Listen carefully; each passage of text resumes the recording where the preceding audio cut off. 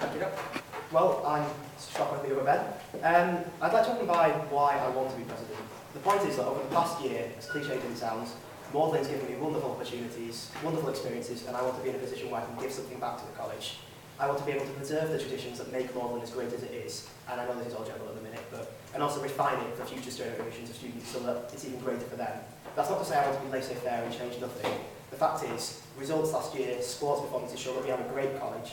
It's impossible to, project grand reform now and change, when the problem is, the context of the year to come mean that we can't predict what changes will need to take place. What issues will arise, all you can do is promise to be the one who will be there prepared to adapt for when they do arrive. So, well, qualities-wise, I guarantee to be committed, passionate, able and willing to juggle the responsibilities that the job entails, as well as a social life and the work of my degree. I feel that over the past year I've gained peer relationships with people in all 3 years, and this is what it's about. I feel I'd be able to represent every year's voices and ensure that the student voice actually is the student voice. So let me get a bit more technical because all I'm doing is spouting jargon at the minute.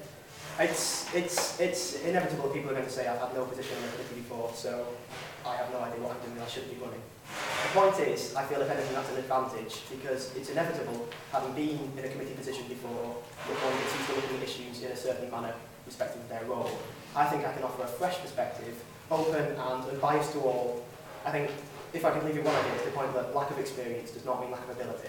The important thing is to realise that the job requires commitment, willingness, and the understanding of the responsibilities it entails. There's no point going into this half-assed, and I'm willing to put in all those issues. So, issues themselves, what do I stand for?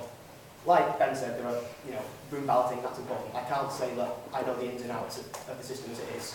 I do feel saying things like recycling more, making Ramsey better, they're Della mode all the time. You can say that, they're just empty statements. And half the time, you can say these in this position when you find out that in the year to come, actually, financially or logistically, it's not viable, and all you're doing is making empty promises.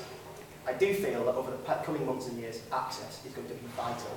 I mean, with the economic situation as it is, open days and ensuring a steady influx of students is going to be important, and I feel that delegating with the access officer and making their voice heard is going to be key. And if anything, I think that's a microcosm for the sort of presidency I'd like to have, ensuring that the roles that do matter and the voices that do matter gain prominence. That's my role.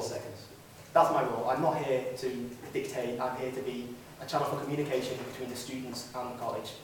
And I can guarantee that whatever issues arise during the year, I will be there, both to represent the student voice, but also to ensure that students realise that they live within a college, and sometimes choices which may seem harsh on the part of the students are purely because they're not logistically viable.